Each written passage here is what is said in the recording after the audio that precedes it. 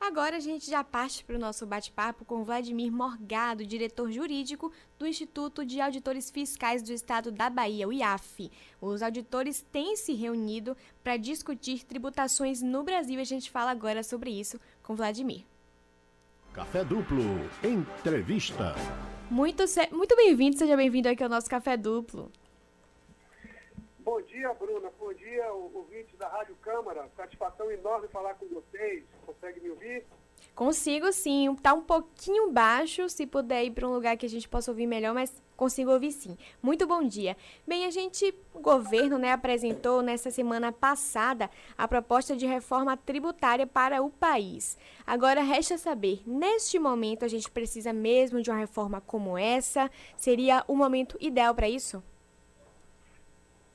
Bruna, o governo federal, na verdade, apresentou apenas uma das fatias da reforma tributária. Em verdade, o governo federal sinaliza fazer a reforma, apresentar a reforma no Congresso Nacional de maneira fatiada. E parece que o governo percebeu que o momento é realmente de se fazer uma reforma tributária ampla e já modificou o entendimento e pretende apresentar as suas propostas de uma vez só. Eu quero dizer também, Bruno, o seguinte, que além dessa proposta que foi apresentada pelo governo federal, nós temos outras propostas já tramitando no Congresso Nacional, algumas com maior importância, assim, com maior aceitabilidade, na sociedade como um todo, outras com uma repercussão um pouco menor. Se você quiser, eu posso falar agora sobre elas ou na continuação da entrevista, como você quiser. Não, se você quiser citá-las, pode citar sim. Ok. Então, Bruna, a proposta que foi enviada agora pelo governo federal foi no sentido de juntar a PIS e a COFINS, que são duas contribuições federais. Em verdade, o governo federal pretende transformar a PIS e a COFINS numa única contribuição, que é chamada de CBS, Contribuição sobre Bens e Serviços. Ao lado disso, nós temos tramitando no Congresso Nacional basicamente duas propostas, apesar de haver outras também com relevo. Mas nós temos a PEC 110, que é uma PEC que visa, que propõe uma reforma tributária ampla, atingindo vários tributos, inclusive os tributos sobre consumo, como o ICMS, como o IPI, como o ISS, que são tributos que acabam repercutindo no preço dos produtos e que são suportados pelo consumidor final, por isso que se diz assim, na tributação sobre consumo. E também nós temos a PEC 45, que é promovida, que foi patrocinada pelo Centro de Cidadania Fiscal lá em São Paulo, e que encontrou a receptividade e é da autoria do parlamentar Baleia Rossi. A PEC 45, tanto a PEC 45 como a PEC 110 propõem uma tributação sobre consumo, a junção dos tributos sobre consumo, transformá-los num único imposto chamado IBS, Imposto sobre Bens e Serviços. Então, em resumo, em síntese, nós temos outras propostas, nós temos, além disso, os estados, o CONCEFAZ, o Comitê de Secretários de Fazenda, fazendo também as suas proposições, em verdade, fazendo emendas junto à PEC 45. Nós temos os municípios se movimentando nesse sentido, querendo também, se manifestando a respeito dessas propostas. Temos a oposição fazendo também uma proposta ampla, chamada de reforma tributária solidária. Além, ainda ontem mesmo na Band News eu vi o Instituto Atlântico apresentar as suas sugestões com relação à reforma tributária. Enfim, Bruna, Nós estamos vivendo um momento de abolição, né, nessa área tributária, em que vários setores organizados da sociedade estão, né, tomando iniciativas no sentido de mudar, né, a nossa matriz tributária que, né, sobretudo com relação à tributação do consumo, é extremamente regressiva. Sim. Vladimir Morgado, diretor jurídico do Instituto de Auditores Fiscais do Estado da Bahia. Como vocês avaliam a proposta de criar um imposto sobre transações digitais e desonerações da folha de pagamentos? Já não há, né, tributações suficientes no Brasil hoje em dia? Sem dúvida nenhuma, Bruna, a proposição sobre um tributo relacionado a transações digitais não deixa de ser uma reedição da CPMF, né? A CPMF, que tem os seus defeitos, tem os seus problemas, a CPMF, né, ela não é neutra, ou seja, ela incide em cascata. Quanto maior a cadeia de produção, mais nociva era a CPMF, no sentido de, né, fazer com que mais tributo acabe sendo impregnado no preço final do produto, né? A CPMF também traz um movimento no sentido de informalizar a economia, das transações não passarem pelas instituições financeiras.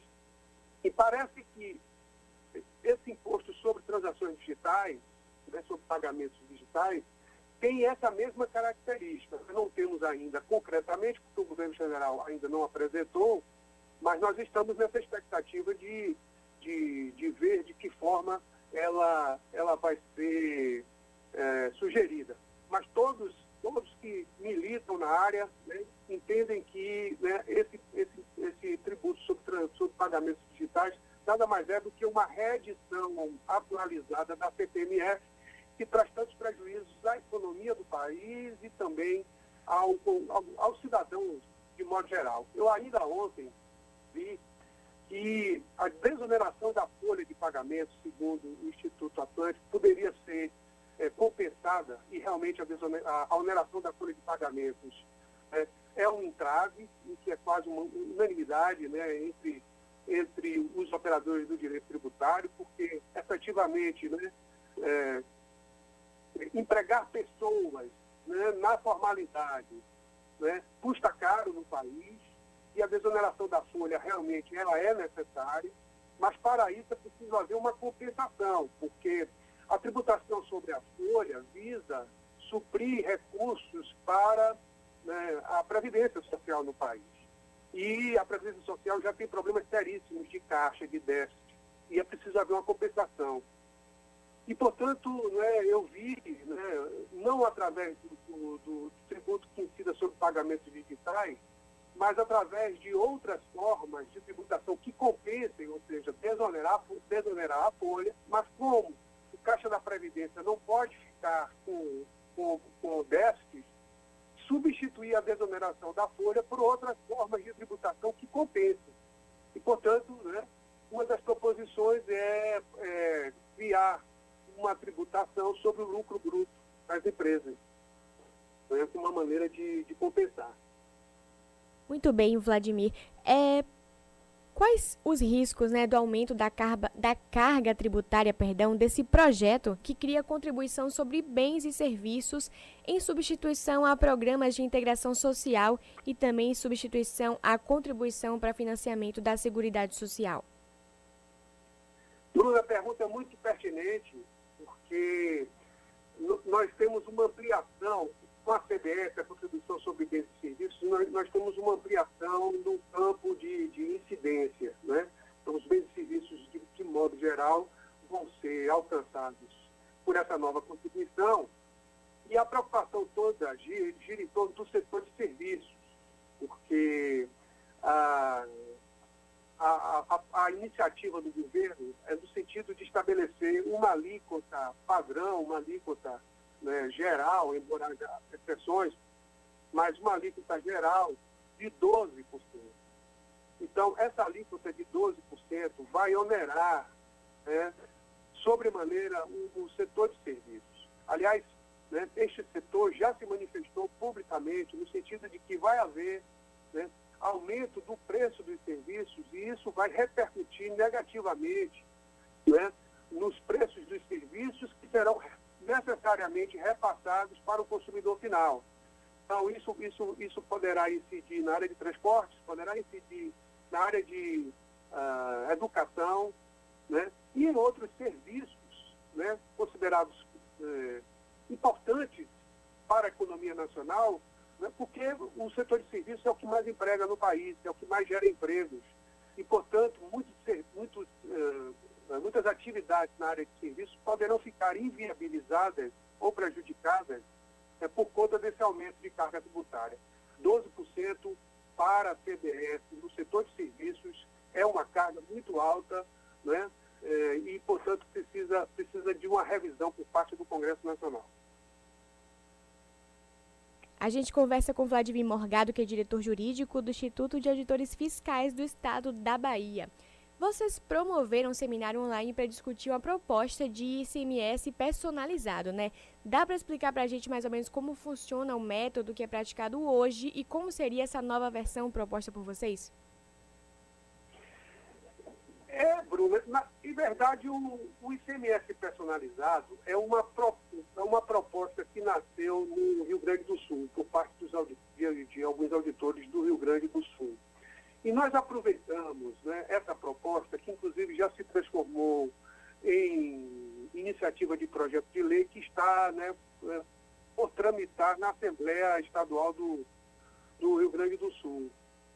O ICMS personalizado é uma maneira, né, de tributar, de trazer um pouco mais a justiça tributária, né?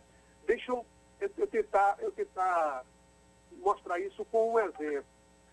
Quando um pobre vai até o supermercado e compra 1 quilo de arroz e compra 1 quilo de feijão, né,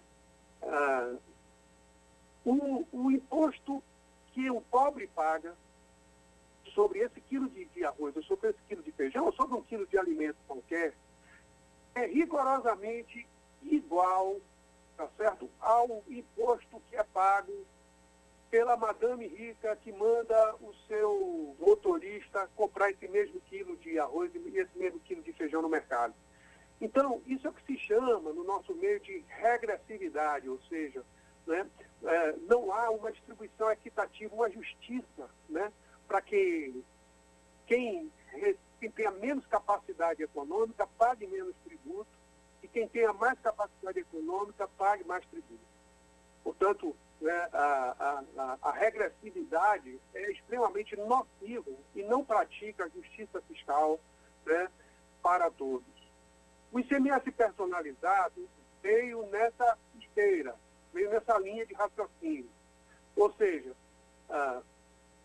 para as classes menos favorecidas, e aí os critérios podem ser os mais variados possíveis, como, por exemplo, aquelas famílias que estão no CAD único, né, cadastradas no Bolsa Família, desses programas de assistência social, né, o pobre, mesmo pagando o imposto sobre o alimento, ele poderá receber de volta, através desses programas de assistência social, né, devidamente cadastrado, né, nesse banco federal, né, nesse banco de dados federal, nesse cadastro único, tá certo? Receber de volta o imposto que ele pagou sobre alimentos, por exemplo. Sim. Então, é uma maneira, entendeu, de se praticar a justiça fiscal, de fazer com que, né, o pobre deixe de pagar impostos, sobretudo para cumprir as suas necessidades de alimentação. Muito bem, muito bem. Agora, Vladimir, para a gente encerrar nossa conversa, já que nosso tempo já está bem apertado, para falar rapidamente, né, sobre esse novo anúncio do Banco Central da cédula de R$200, né, que tem dado o que falar. Eles alegam que ela seria necessária para atender a um aumento imprevisto por dinheiro vivo e economizar na fabricação de novas cédulas. Realmente você acredita que há uma necessidade dessa adoção dessa nova cédula agora? E isso meio que funciona como acontece em todo mundo? Ou o Brasil estaria adotando uma medida que difere, né, dos outros países? Bruna, eu não sou, vamos dizer assim, especialista nessa área de economia para te responder com absoluto conhecimento de causa, tá certo? Eu sei que essa questão de criar cédulas novas, né, com valores novos, pouco acrescenta no que diz respeito à realidade da economia no país, né? Nós temos talvez a questão da portabilidade, de você ter mais portabilidade, né, com relação à célula, no trânsito de dinheiro, né, em espécie. Mas eu não sou especialista, né, repito, não sou especialista na matéria, mas não vejo, vamos dizer assim, grandes vantagens e com isso, né, resolver os problemas da economia nacional, né? Essa não é uma medida, entendeu, que vá ter efetividade em fazer com que saiamos dessa depressão econômica que estamos vivendo. Muito bem, Vladimir, quero agradecer, muito obrigada pela sua presença. A gente falou agora com Vladimir Morgado, que é diretor jurídico do Instituto dos Auditores Fiscais do Estado da Bahia, o IAF. Muito obrigada e seja sempre bem-vindo aqui ao nosso Café Duplo, tá bom? Tá bom, Bruna, posso ter 10 segundinhos? Bem rapidinho, a gente está bem apertado no nosso horário.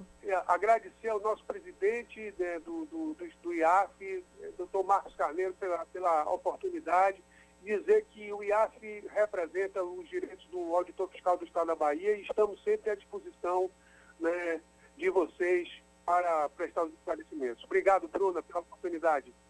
Muito obrigada, a gente que agradece, imagina, seja sempre bem-vindo. Agora a gente já parte.